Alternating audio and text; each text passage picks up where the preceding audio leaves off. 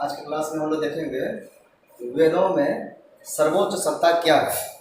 सर्वोच्च सत्ता मतलब क्या हुआ कि सबसे शक्तिशाली कौन है, जिनके आधार पर ये माना जाए कि सृष्टि का निर्माण हुआ होगा या सृष्टि के जीवों का देखभाल कर रहे होंगे, ऐसा कौन शक्ति है। ये सर्वोच्च सत्ता मतलब वो शक्तिशाली व्यक्ति, ये जो शक्तिशाली होंगे, इनके पास क्या होगा, पावर होगा, शक्ति होगा और वो कुछ भी कर सकता है। तो वेद में हम लोगों ने इसके पहले देखा कि कई सारे देवताओं की चर्चा हुई, तो अब ये मन में होना चाहिए कि इतने सारे देवताओं को हमने देखा, उसमें सबसे बड़ा देवता कौन है। तो इस तरह से ऋषि के जो जिन्होंने इनके बारे में सोचा, उनके मन में भी इस तरह की बात आई। तो वेद में ही जो 4 वेद हमारा है, उसमें जब अध्ययन किया जाता है तो ये अंतर पता चलता है कि शुरुआत में ये प्रकृति में जो घटनाएं घटती है और उस घटनाओं के आधार पर उसके कौन कारक होंगे, किनके कारण ये घटना घट रही है, उन घटनाओं को या उनके प्रतिनिधि के रूप में देवताओं को मान लिया गया। तो शुरू में देवताओं की संख्या बहुत सारी हो गई, जो देव हैं वो बहुत सारे हो गए, ठीक है। तो क्यों? क्योंकि घटनाएं बहुत सारी हो गई, इसलिए बहुदेववाद शुरू हुआ। बहुदेव, बहु मतलब बहुत सारे, क्या देव, और ये जो सिद्धांत बना वो बहुदेववाद, ठीक है। तो इस तरह से बहुदेववाद का कॉन्सेप्ट शुरू में था। उसके बाद जब कई देवता हुए तो उसमें फिर बात आई कि इसमें अब सबसे बड़े कोई मुख्य देवता तो होंगे, तो इसके लिए माना गया कि उसमें मुख्य देवता किसको हम कहें, सबका काम तो बटा हुआ है। अब हम ही अगर कहें कि हमारा जो शरीर है इसमें कई अंग मिलकर के काम कर रहा है, तो इसमें हमारे शरीर में ब्रेन भी है और हार्ट भी है, लीवर भी है, किडनी भी है ना, आई भी है, नोज भी है, इस तरह से कई सारे अंग हैं। तो अब इसमें कहें कि कौन सबसे बड़ा है, तो ये कहना बहुत ही गलत होगा कि ब्रेन ऊंचा है, ऊपर में है, तो ये सबसे बड़ा है। अगर ब्रेन रहे और इसमें से कोई भी एक आदमी काम करना छोड़ देगा तो ब्रेन अकेला क्या करेगा? हार्ट इसको ब्लड नहीं भेजेगा तो तुरंत फेंट हो जाएगा, चक्कर आ जाएगा, गिर जाएगा। अगर ये कहें कि हार्ट सबसे बड़ा है तो हार्ट में, दिल में जो वो पल्पिटेशन होता है, करंट छोड़ता है, जिसके कारण धड़कता है दिल और पंप करता है, वो मैसेज ब्रेन भेजता है ऐसे नेट के थ्रू। तो ये नहीं होगा तो फिर हार्ट भी काम नहीं करेगा।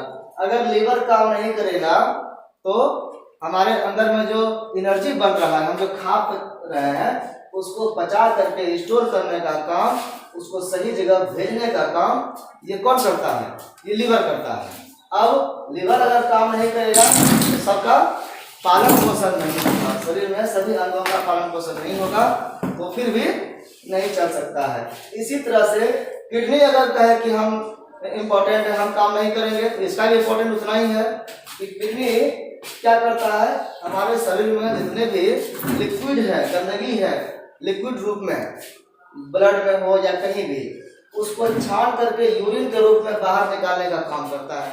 अगर ये काम करना छोड़ देगा तो ये भी शरीर फिर नुकसान हो जाएगा, फिर आदमी जी नहीं सकता है। तो इस तरह से हम देखते हैं कि सभी इम्पोर्टेंट है, अपने अपने जगह पर है, अपना अपना सब काम जिम्मेदारी से कर रहा है तो सही है, इसमें किसी को ज़्यादा कम नहीं कह सकते हैं। तब हमारा बॉडी कैसा है, हमारा जो शरीर है, हमारा बॉडी है, ये सबको मिला करके, ठीक है, ये सबको मिला करके हमारा शरीर है। हमारे शरीर में सबका सहयोग आवश्यक है, तो इसके बीच में कोऑर्डिनेशन होना जरूरी है, सामंजस्य होना जरूरी है, तभी हमारा शरीर स्वस्थ रहता है। तो ऐसा ही विचार जब आया तब कहा गया कि देवता जो है वो कोई एक देवता इम्पोर्टेंट नहीं है कि कोई इंद्र राजा कहा दिए, कभी कहीं वरुण देखते हैं कि सबसे ज़्यादा पावरफुल है, कहीं देखते हैं कि अग्नि इम्पोर्टेंट है, तो अलग अलग जो देवता है वो अकेला कुछ नहीं है। अन्य देवता अगर काम नहीं करे तो इसी तरह से जैसे हमारे शरीर में अंग अगर एक अकेला छोड़ दें तो कुछ नहीं कर सकता है, सबके मिलने के बाद ही काम हो सकता है। ऐसे ही सभी देवताओं को अगर एक साथ रख करके देखा जाए तब सृष्टि चल सकता है, नहीं तो फिर नहीं चलेगा। तो यह जो बहुदेववाद है ये बाद में बदला और इनको संशोधित किया गया, और उसके लिए संशोधित क्या गया, एकेश्वरवाद।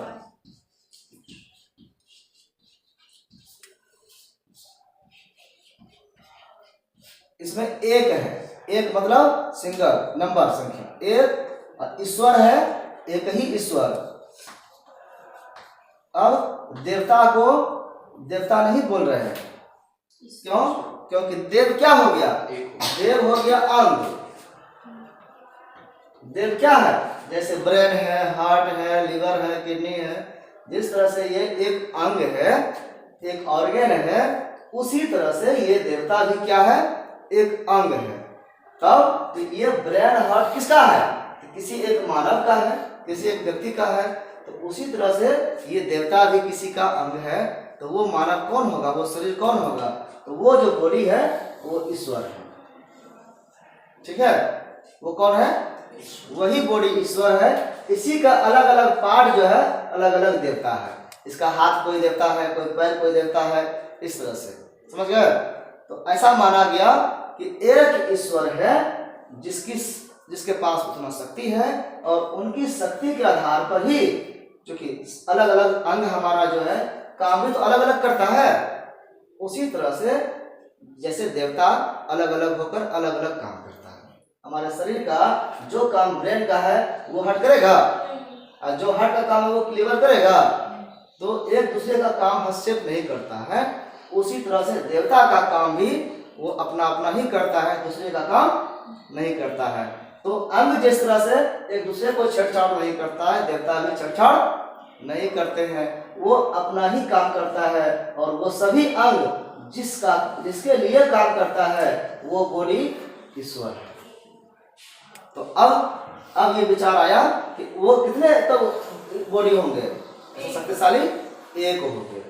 एक शक्ति है जो ईश्वर है, उनके ही कई अंग हैं देवता के रूप में, वो काम करता है। तो देवता के पास जो शक्ति है वो किसका शक्ति है, वो ईश्वर का शक्ति होगा। देवता की शक्ति है। जैसे कि अगर हम कहें कि मेरा ब्रेन बहुत शार्प है, बहुत तेज है, बहुत चालू है, बहुत इंटेलिजेंट है, तो किसका ब्रेन है, ब्रेन की खासियत है कि मेरा खासियत है, मेरा ही ब्रेन है ना। तो मेरा ब्रेन का मतलब मैं तेज हूँ, ठीक है। मेरा हार्ट अगर बहुत तेज चल रहा है तो बीपी बढ़ गया, तो बीपी हार्ट का बढ़ा, लेकिन बढ़ा तो मेरा ना, पूरा शरीर का ना बढ़ा, तो इसका असर उस पर भी होता है। तो ये जो पार्ट काम कर रहा है वो शक्ति उसका नहीं है, ये पूरे का है। तो कोई देवता कोई काम कर रहा था, चाहे वो जल के देवता हो, आकाश का देवता हो, वायु का देवता हो, अग्नि के देवता हो, वो सब काम ईश्वर की शक्ति से कर रहा था। यानी कि वो सभी गुण ईश्वर में है। जितने भी देवताओं का गुण है वो कहाँ है, सभी सम्मिलित है ईश्वर में। इस तरह से एक ईश्वर का सिद्धांत आया। बाद में ये भी अब तो हो गया ना, शक्तिशाली है ये, जब एक ही ईश्वर है तो इनकी ही शक्ति है, अब तो कोई विवाद है नहीं। अब अलग अलग देवता है, अलग अलग काम कर रहा है, अब विवाद कहाँ से है, अब विवाद दूसरा हुआ। एकेश्वरवाद के बाद इसको देखिए पॉलीथीन बोलते हैं, बहुवाद को क्या बोलते हैं, पॉलीथीन।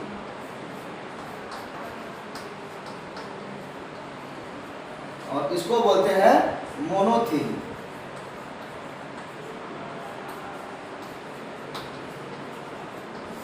मोनो मतलब होता है एक, ठीक है।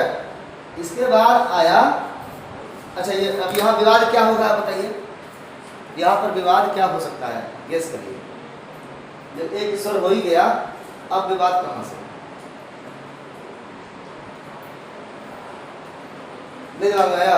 अभी विवाद है कि सृष्टि जो चल रहा है, इस सृष्टि में आपको क्या क्या दिखाई पड़ता है। इस सृष्टि में किस तरह की चीज़ों को हम देखते हैं? दो तरह की चीज़ों को देखते हैं।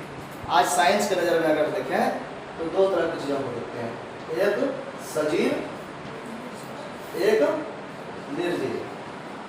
देखते हैं कि नहीं? देखते हैं ना।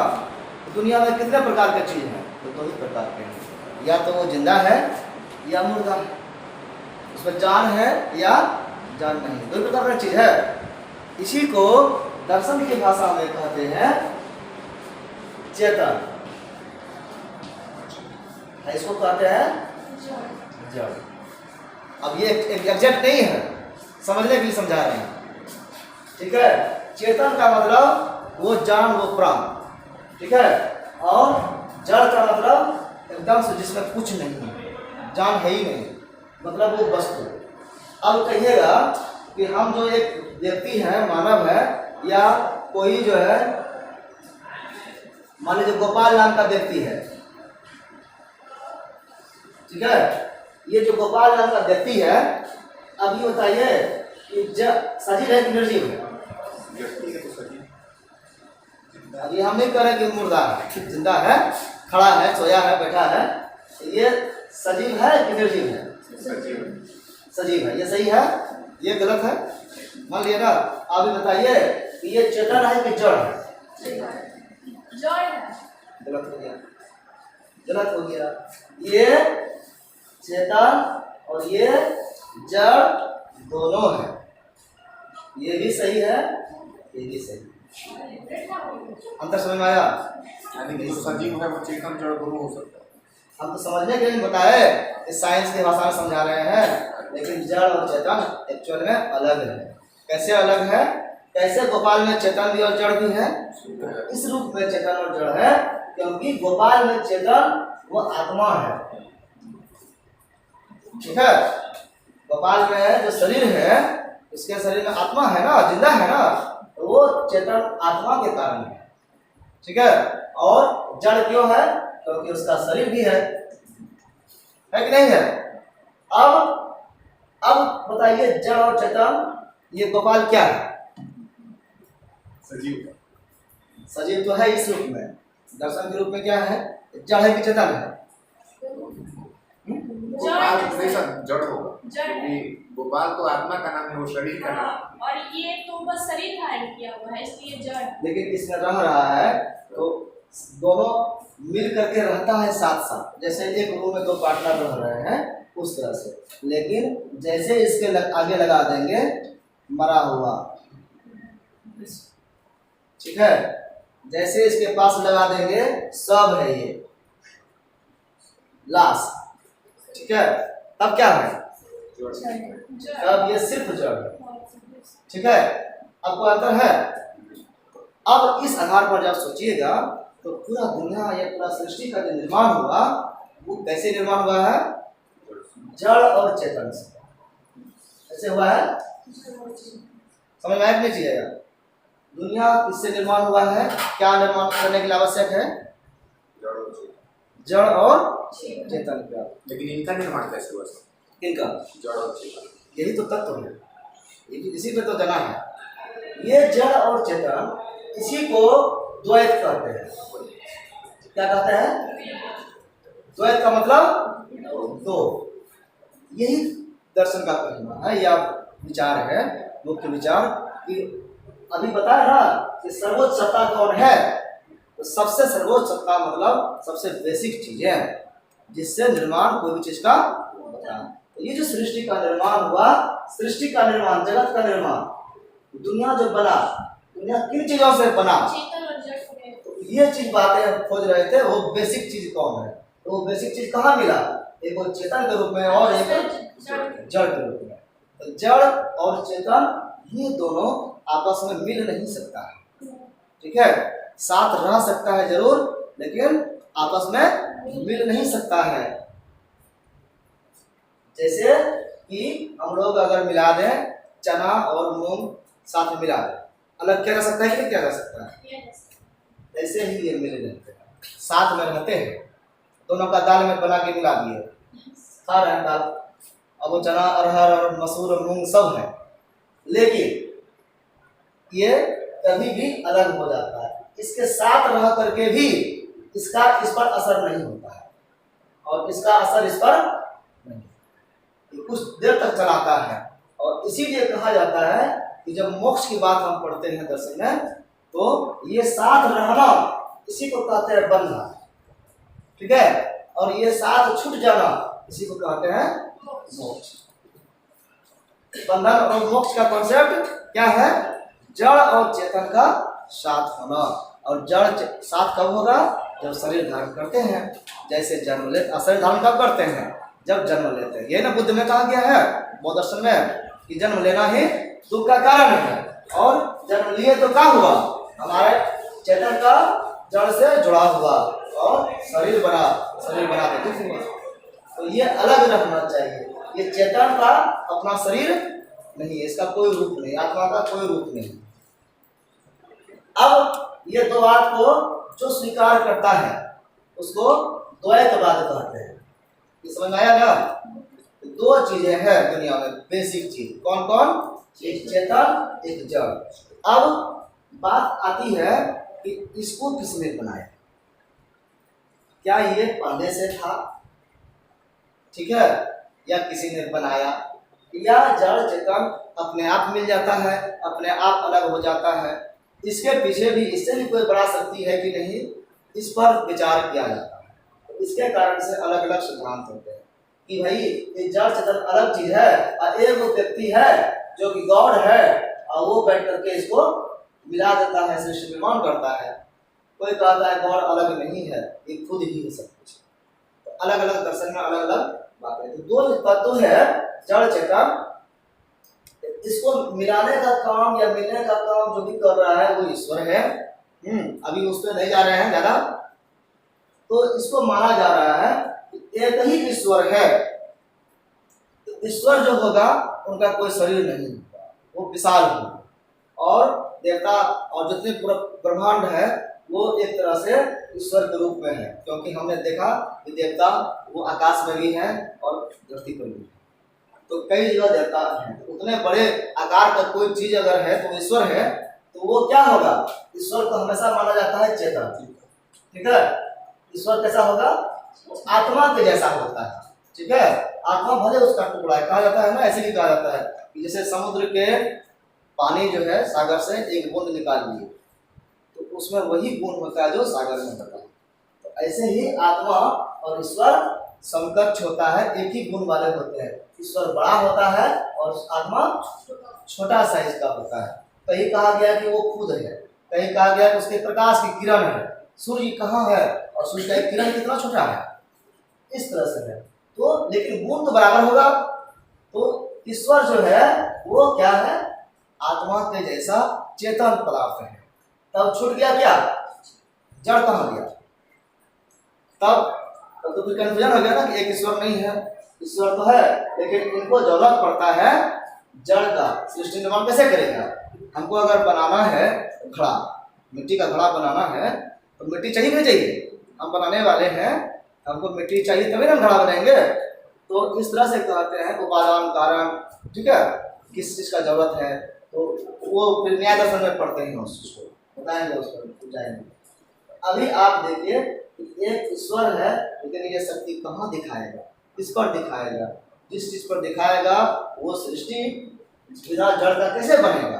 तो जड़ आवश्यक हो गया। तो यहाँ पर यही टेंशन हो गया। एक जो ईश्वर मान लिए तब भी रह गया विवाद कि अब एक के साथ कुछ नहीं होगा, दूसरा जड़ भी छूट रहा है। तब इसके बाद तीसरा सिद्धांत आया, उसको कहते हैं अद्वैत। अद्वैतवाद इसको कहते हैं नॉन ड्यूअलिज्म।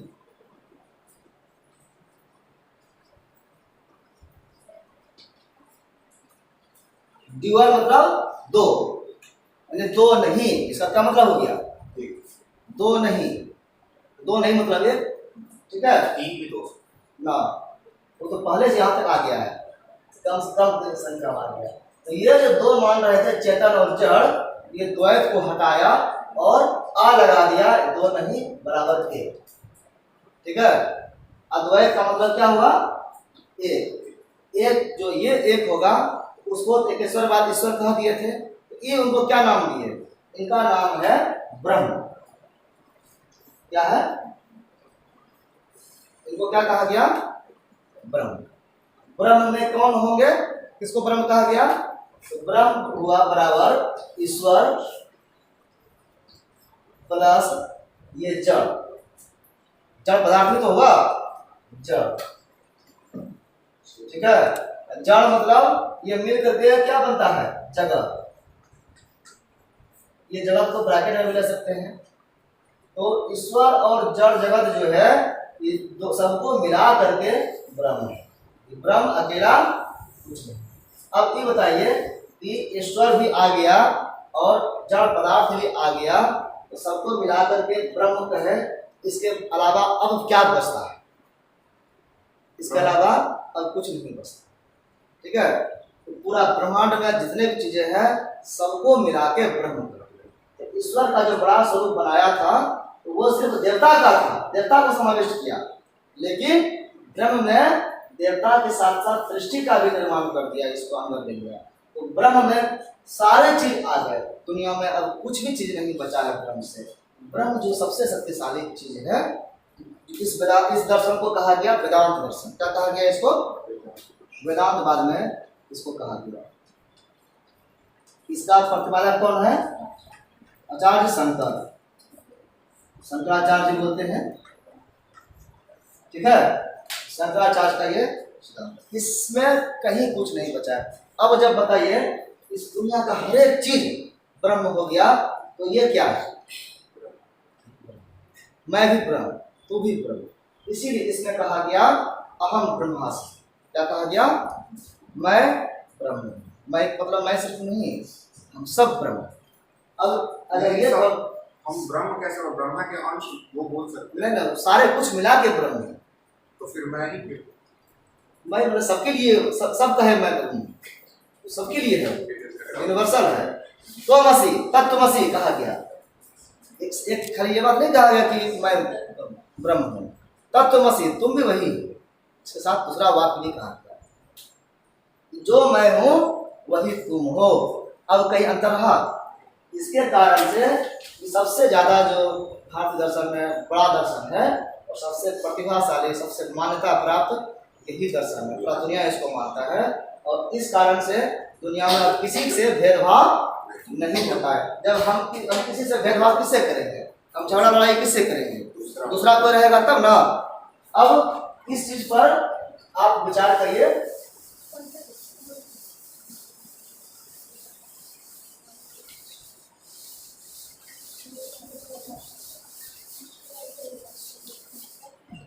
ये कॉन्सेप्ट समझ में आ गया कि नहीं? इसके बाद देखिए तो थोड़ा सा और डिटेल्स देखते हैं। इसमें बुक में लिखा है कि सभी जो देवताओं का संख्या जितना बहुत सारा था, वो अलौकिक शक्तियों से संपन्न थे। उनके पास शक्ति था, वो सत्य के रक्षक, रीत के संरक्षक थे। जो नियम था उसकी रक्षा करने वाले वो होते थे। उसके बाद वो जो रास्ते से भटकते थे उसको सही रास्ते पर लाने का भी काम करता था और ऋषि मुनि उससे प्रार्थना करते थे। आज भी यज्ञ वगैरह होता है तो उसमें जो मंत्र उच्चारण होता है वो देवताओं से प्रार्थना की जाती है कि आप जो है, जैसे हम लोग कहते हैं ना, अस्तो माँ सदगमयो तमसो माँ ज्योतिर्गमयो, इस क्या है? हम प्रार्थना करते हैं, कोई इस तरह से हटाइए, इधर से ले चलिए, अंधकार से प्रकाश की ओर ले चलिए। ये किसको हम कहते हैं? देवता से प्रार्थना करते हैं। हम खुद में जा रहे हैं, हम देवताओं को कहते हैं हमको ऐसा करिए। अपने यज्ञों में वैदिक ऋषि इन्हीं का आह्वान करते हैं। शुरुआत में यह सब चीज किया जाता था। इस कारण से बहुदेववादी कहा गया, क्योंकि अलग अलग चीजों के लिए अलग अलग देवता की आराधना पूजा की गई। बाद में एकेश्वरवाद आया तो इसमें श्लोक है एक सब।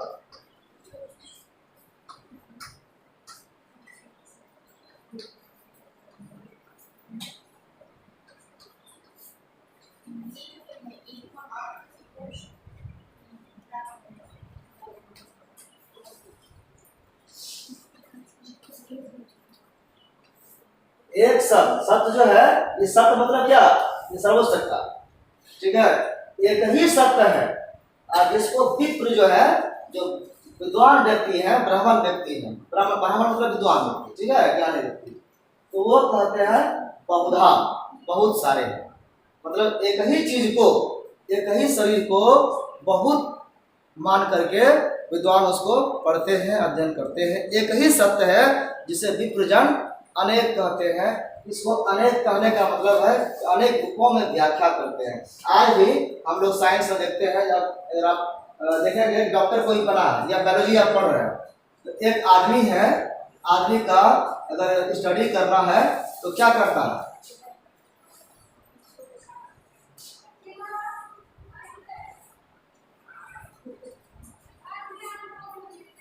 स्टडी कर रहा है इसका, ठीक है, इसका यहाँ पर दिल है और फेफड़ा है, तो क्या करेगा, स्टडी उस व्यक्ति को एक बार स्टडी कर लेगा, नहीं कर सकता एक बार स्टडी। अलग अलग पार्ट इसका जो है कोई डॉक्टर आँख का है, कोई नाक का डॉक्टर है, ठीक है, अब ये क्या कर रहा है, जो आंखें पर खाली स्टडी कर रहा है, तो कोई आँख का डॉक्टर है, समझ गया ना, या पढ़ रहा है तो एक देवता का काम है, हमको दिल का कर रहा है, तो कुछ नहीं देखेगा पूरा शरीर, तो खाली दिल को फाड़ेगा, इसको देखेगा कैसे धड़क रहा है, ठीक है, कोई आँख देखेगा, कोई किसी करेगा। एक व्यक्ति है, ये पूरा व्यक्ति कौन है, एक है, लेकिन विप्र जो है, जो ज्ञानी है, जो विद्यार्थी रिसर्चर है, जो इसका स्टडी कर रहा है, उसको बहुत मानकर कर रहा है, कह रहा है अरे बाप रे बाप, ये व्यक्ति बहुत सारे अंग है, एक बार कैसे होगा, तो बहुत सारे अंग है, अब एक ही साथ हार्ट और किडनी और किडनी सब एक साथ नहीं कर सकता, तो इसको क्या कह रहे हैं, वेदों में इसकी चर्चा है, पहले से जानते थे कि इस तरह की बातें हैं। इसके बाद और कहा तस्मै देवाय हविषा विधेयः, कह रहे हैं कि कस्मे देवा हविषा विधेयः, किस देवता को मैं हविष प्रदान करूं, किसकी पूजा करूं, इतने सारे देवता हैं, कौन मुख्य देवता है जिसको पूजा करें तो सबका पूजा हो जाए, कोई नाराज नहीं हो। इस अंग में कौन मुख्य अंग है कि व्यक्ति का, हम सबको स्टडी कर रहे हैं, एक चीज का जानकारी ले लें तो सबका जानकारी हो जाए, है हार्ट का काम अलग है, लंग्स का काम अलग है, किडनी का अलग है, आंख का काम ब्रेन का अलग है कि नहीं है, तो एक का स्टडी करने से नहीं होगा, लेकिन सबको पोषण करना है, भविष्य देना है, खाना देना है, तो एगो मुंह काफी है, मुंह में डाल दीजिए, सबको पोषण मिल जाएगा, मिलता है ना, मिलता है। सबसे ज्यादा इंपॉर्टेंट किसका है, मुंह का ना है, एक पौधा है और ये जो है ये वृक्ष है, इसको खूब डालिए यहाँ पर पानी, होगा जिंदा रहेगा, नहीं, पानी कहाँ डालना है, जड़, जड़ में डालना है। ये सारे देवता है, यहाँ पर मुख्य देवता कौन है, जड़, जड़ है, यही जड़, यही ये जो वृक्ष है, ये जो पौधा है, पेड़ है, ये वृक्ष ही ईश्वर है, समझे ना, देवता एक एक और छोटा छोटा पार्ट है, यही कह रहा है, पूछ रहा है ये तस्मै देवा, किस देवता को, यहाँ बैठा हुआ देवता को, यहाँ बैठा हुआ देवता को, यहाँ बैठा हुआ देवता को, किस देवता को मैं हविष प्रदान करूं, तो ये चीज इससे स्पष्ट होता है कि जड़ जो मुख्य है उस पर करना चाहिए हमको। तो इसको जिसको मुख्य माना गया उसको कहा गया हिरण्यगर्भ प्रजापति, प्रजापति और बाद में हिरण्यगर्भ कहा गया।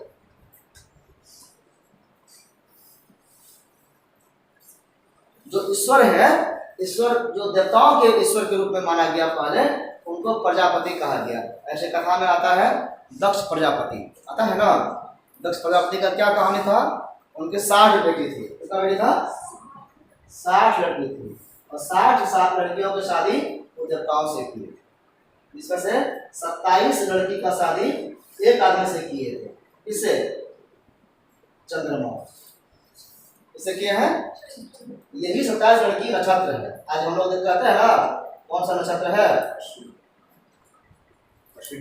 साल भर में 27 नक्षत्र होता है ना, अश्विनी भद्रा क्या क्या है ना, तो ये नक्षत्र कौन है?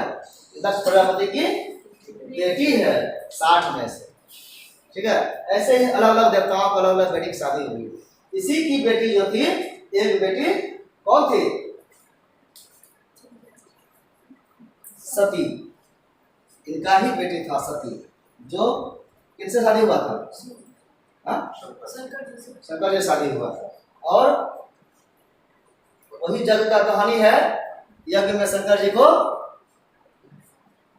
वही विवाद था देवता का कि मुख्य देवता कौन? ये था मुख्य देवता कौन? सब कहते शंकर जी बड़े, शंकर जी बड़े।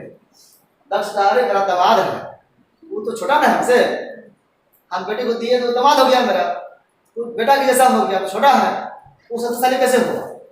उससे पावरफुल तो हम हो गए ना फिर।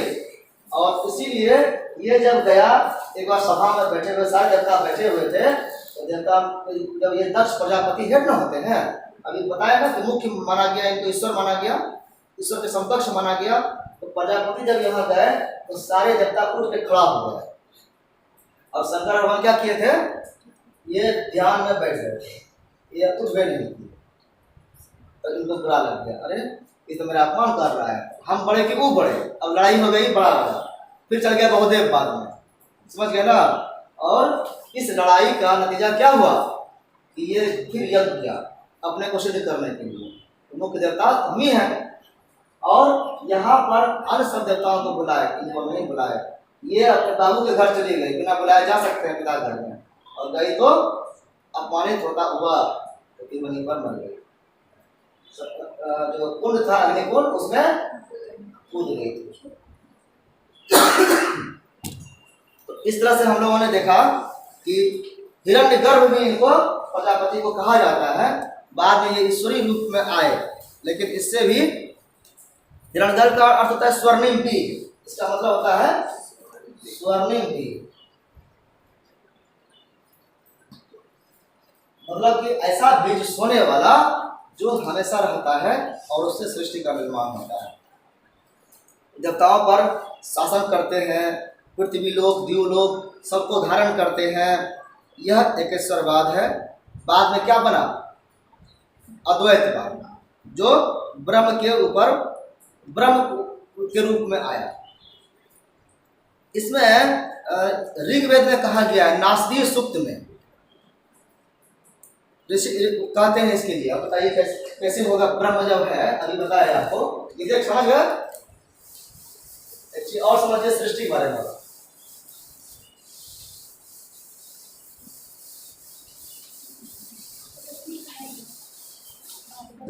जब हम देख लिए कि पूरा सृष्टि जो है मिलकर के ब्रह्म कहलाता है,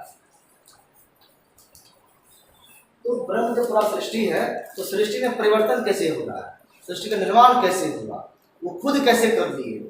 तो आप जब धार्मिक किताबें पढ़ेंगे तो आपको पता चलेगा कि जो शक्तिशाली है, कभी उनको विष्णु को माना जाता है, तो वो क्या किए हैं? क्षीर सागर में है और एक शेष सैया है। कौन है? शेष सैया पर सोए हुए हैं, लेटे हुए हैं, और यहाँ पर लक्ष्मी बैठ के पैर दबा रही है, देखिए है। और ये शेष सैया है, इसके बाद यहाँ कुछ नहीं है, देखे है ना। ये फोटो भी देखे होंगे, कृष्ण भगवान का फोटो ऐसे रहता है। तो ऐसा माना जाता है कि सृष्टि के अंत में कुछ नहीं रहेगा और सृष्टि के पहले भी कुछ नहीं था। तो सृष्टि बना कैसे?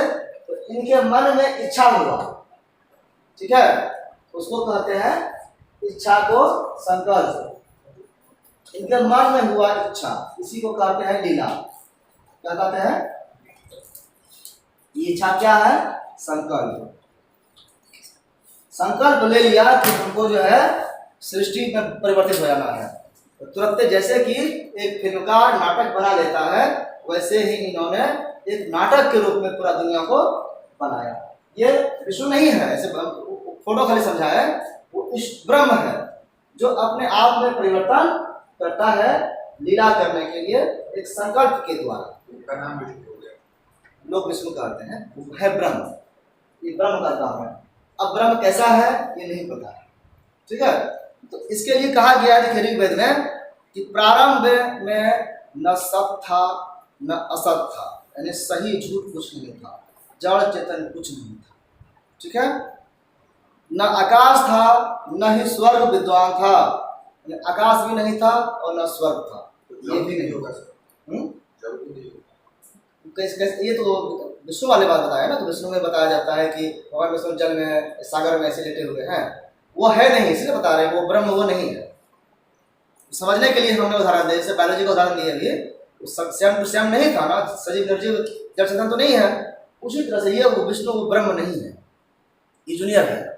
इनके समय में पानी भी आ गया, सांप भी आ गया ना, और लक्ष्मी भी आ गई, कितना चीज हो गया, कई सारे हो गए चीज। उसके बाद कमल फूल भी निकल गया, इनसे माना जाता है ना, इनके नाभि से कमल फूल निकलता है, और इस पर कौन पैदा हो जाते हैं, ब्रह्मा जी, चार मुख वाले, चार दशा रखते हैं, चार मुख हो जाते हैं। ये सब बाद की चीजें हैं, शुरुआत की चीजें बता रहे हैं कि जो ब्रह्म है वो जब रहते हैं तो उनके समय में न सत था न असत था, न आकाश था न स्वर्ग था। फिर से बहुत देर बात हो। अब ये बात है कि आकाश भी नहीं था, ढका किससे है, उसके बाद ये कहाँ थे ये भी नहीं पता है, ये कहाँ थे कोई जगह ही नहीं है। हम कहें कि मेरा घर फला जगह है, तो पूछेगा कि कहाँ है, तो हम किसी लोकेशन से बताते हैं कि इसके बगल में है, उसके बगल में है, उसमें कुछ था ही नहीं, तो बता नहीं सकते कि कहाँ था। वह किसकी रक्षा में था, कोई रक्षा करने वाला भी नहीं था, खुद अकेले थे, तो कोई नहीं था वहां पे। क्या उस समय गंभीर जल था, गहन ये पानी था कि नहीं था, ये भी नहीं कह सकते। उस समय न मृत्यु था न अमृत था, मरने जीने का भी सवाल नहीं था, कोई पैदा ही नहीं हो रहा है तो कोई मरेगा कैसे, अब कोई अमर कैसे रहेगा। न दिन था न रात था, दिन रात भी नहीं था, उस समय ही नहीं था, समय का ही विकास उस समय नहीं हुआ था, समय आएगा तब रात दिन होता है। उस समय बस एक ही चीज था, वो ये ब्रह्म था, और वायु भी नहीं था, लेकिन फिर भी ये श्वास ले रहे, जिंदा थे। श्वास भी नहीं लेना, श्वास के लिए वायु की जरूरत नहीं थी, इसके अतिरिक्त कोई भी वस्तु नहीं था। तब शुरुआत कैसे हुआ, सबसे पहले इनके मन में काम जागृत हुआ। काम का मतलब होता है कामना, कामना का मतलब होता है इच्छा। ठीक है, इच्छा को ही संकल्प करना। तो ऋग्वेद में जो कहा गया कि काम उत्पन्न हुआ, वास्तव में वो उनका संकल्प था, उनका मन था, यही संकल्प था। ठीक है, ऋग्वेद के पुरुष सूक्त में बहुत फेमस है पुरुष सूक्त। पुरुष सूक्त एक तरह से विशाल वो शरीर है जिसमें बताया गया है कि अद्वैत पुरुष कैसा है, ब्रह्मांड कैसा है। एक व्यक्ति का निर्माण किया गया और इसके पूरा शरीर में ऊपर से नीचे जो है ये सृष्टि, इनसे बाहर कुछ भी नहीं है। इसके लिए कहा गया पुरुष एवं अवेदम सर्वम यद भूतम यच्च भाव्यम, भूत में भी वही थे और भावी जो आने वाले भविष्य समय है उस समय भी वही रहने वाले हैं, इसमें बदलाव नहीं होगा। जो कुछ था और जो कुछ होगा वो वही रहेंगे। और वो कौन है, वो पुरुष, ये पुरुष ही परम है, ये यही पुरुष है। इसके अतिरिक्त और भी कई जगह वेदों में चर्चा हुई है जहां पता चलता है कि इसके बारे में वेदों में पहले से भी लोग कह रहे थे। जैसे है महादेवानाम सुरत्वम एकम, देवताओं के वास्तविक सार एक ही है। सारे देवता हैं लेकिन सबका सार जो है, सबका क्रीम है जो संक्षिप्त में, वो एक ही चीज है, मैन शक्तिशाली। एकस्य आत्मानो अन्य देवा प्रत्यंगानी भवन्ति, अर्थात समस्त देवगण इस एक विश्वात्मा के शरीर के अंग हैं। जो जितने भी देवता हैं इस विश्वात्मा, ये जो पुरुष है विश्व रूप में, इनके ही अंग के रूप में है। विश्व आत्मा, विश्वात्मा, विश्व रूप, विराट स्वरूप, इसमें भी कहा जाता है ना कि गीता का पाठ जब दे रहे थे कृष्ण भगवान, तो उन्होंने अर्जुन को अपना विराट स्वरूप दिखाया। ठीक है, तो विराट स्वरूप क्या है, वही विश्व रूप है, इसमें पूरा ब्रह्मांड समाया हुआ है, फिर उसमें से बाहर कुछ नहीं, उससे अलग कुछ नहीं। इसी अद्वैतवाद के आधार पर बाद में जो ब्राह्मण ग्रंथ लिखा गया उसमें आत्मा और ब्रह्म की एकता का विचार मिलता है। अभी हमने बताया कि ब्रह्म और आत्मा क्या अलग है? अलग नहीं है, ये बाद में अब माना गया। सब कुछ जब इसी में है तो अलग कहाँ से हुआ? जो बाद में उपनिषद में और विकसित हुआ और फिर इसी के आधार पर अद्वैत वेदांत की जो परंपरा आई वो शंकराचार्य के द्वारा। तो इस तरह से हम लोगों ने वेद में जो सर्वोच्च सत्ता है वो कौन है अब ये समझा है। पहले कितने थे? कई देवता बहुत सारे थे, 333,000 कुछ करके भी था, और 33 मुख्य देवता था। उसके बाद हमने देखा कि सबके बीच में एक कॉमन देवता है जो सर्वशक्तिशाली है, उसके अंग के रूप में अन्य देवता है। फिर देखे कि जड़ चेतन के रूप में जो सृष्टि के वास्तविक अंग है, सबको मिला करके अगर देखें सब मिल करके एक पुरुष है जो ब्रह्म है, जो विश्वात्मा विश्व रूप में सृष्टि में है। ये पहले से था और बाद में भी रहेगा। अगर चेंज भी होगा आकार में प्रकार में तो वो पूरे ब्रह्मांड में चेंज हो रहा है। आज भी आपको पता होगा कि साइंस खोज रहा है, तो साइंस देख क्या रहा है? साइंस खोज रहा है कि ये सूर्य है, ये पृथ्वी, ये ग्रह, ये जो चल रहा है ये चारों तरफ चल रहा है, ये जो चल रहा है ये फैल रहा है, ये सब दूर भाग रहा है, ठीक है, एक दूसरे से सब दूर जा रहा है। इसको कहते हैं एक्सपेंडिंग थ्योरी, प्रसार सिद्धांत। पूरा ब्रह्मांड फैल रहा है। अब कितना फैलेगा, कितना जगह है इसके बाहर ये नहीं पता, कितना शून्य है ब्रह्मांड का वो नहीं पता। और ये ब्रह्मांड फैलता हुआ ये पूरा का पूरा वो पुरुष है। जैसे उदाहरण से देखिए, एक गुब्बारा है, छोटा सा है, एक गुब्बारा छोटा सा है, यहाँ पर इससे मुंह से बंद करते हैं, इसका आकार क्या होता है? बढ़ता है, इसका और आकार बढ़ रहा है। एक समय आएगा कि फूट भी जाएगा। लेकिन ये अब कहेंगे कि पहले गुब्बारा तो इतना ही सा था, अब खुल करके इतना बड़ा हो गया तो क्या गुब्बारा नहीं रहा? ये भी वही गुब्बारा है। ये पुरुष था, ये भी पुरुष ही है और ये भी पुरुष ही है। तो ब्रह्मांड जो है, जो विश्व रूप है, वो छोटा बड़ा होने के बावजूद वही है, अंतर नहीं होता है। इसके अंदर में ही घटनाएं हो रही है, कोई जी रहा है, कोई मर रहा है, कोई बम ब्लास्ट कर रहा है, कुछ भी हो रहा है, ट्रेन रेलगाड़ी कुछ भी चल रहा है, सब इसके अंदर हो रहा है। तब हमको अलग क्यों दिखता है? तो ये वेदांत में हम लोग पढ़ेंगे कि अलग इसलिए दिखता है क्योंकि विश्व रूप को देखने के लिए हमारे पास आँख नहीं है। उतना आज भी आप पूरे बक्सर को कहेंगे देख लीजिए, देख पाएंगे? आपको देखने के लिए ड्रोन कैमरा लगाना पड़ेगा, ऊपर से देख सकते हैं। ऐसे ही इस विश्व रूप को देखने के लिए इसे बाहर जाना पड़ेगा, तो नहीं देख सकते हैं। तो इसको नाम दिया माया। माया के कारण नहीं देख पाते, ये छिपा हुआ है। ये माया कैसे छूटेगा? इस ज्ञान के माध्यम से छूटता है। जब ज्ञान होता है तो माया का प्रभाव कम होता है, तब विश्व रूप का दर्शन होता है। ऐसे कहा गया है, आपको उदाहरण बताते हैं और कि जब कृष्ण का जन्म हुआ था, कहाँ पर जन्म हुआ था? जेल में हुआ था ना। बच्चा पैदा लिया छोटा सा, देवकी वासुदेव क्या जानता है? बच्चा है। देखिए इन्होंने अपना रूप दिखाया, और रूप दिखाया तो हम तो बड़े हैं और हमारे लिए कुछ नहीं है ये, तो उनको क्या हो गया? तुरंत ज्ञान हो गया और माया का प्रभाव क्या हुआ? हट गया। तो माया का प्रभाव जब तक रहेगा तब तक ज्ञान नहीं हो सकता। इसीलिए माया को अज्ञान कहा गया, अज्ञान को ही माया कहा गया इस मंदिर। तो इसको ज्ञान के माध्यम से ही हटा सकते हैं। अगर इसको अंधकार कहेंगे तो अंधकार को जिस तरह से प्रकाश के द्वारा हम साइड कर सकते हैं, वैसे ही अज्ञान को ज्ञान के द्वारा हम हटा सकते हैं। तो विश्व रूप का दर्शन करना है तो कैसे होगा? ज्ञान के द्वारा। तो तब हम ब्रह्म का दर्शन कर सकते हैं। तो विश्व रूप में देखने का काम जो वेदांत दर्शन करता है, आप लोग शंकराचार्य का यूट्यूब पे सुनिएगा, प्रवचन सुनते हैं तो जितने भी श्लोक सुनिएगा तो शंकराचार्य का अलग दर्शन होता है, अलग विचार होता है।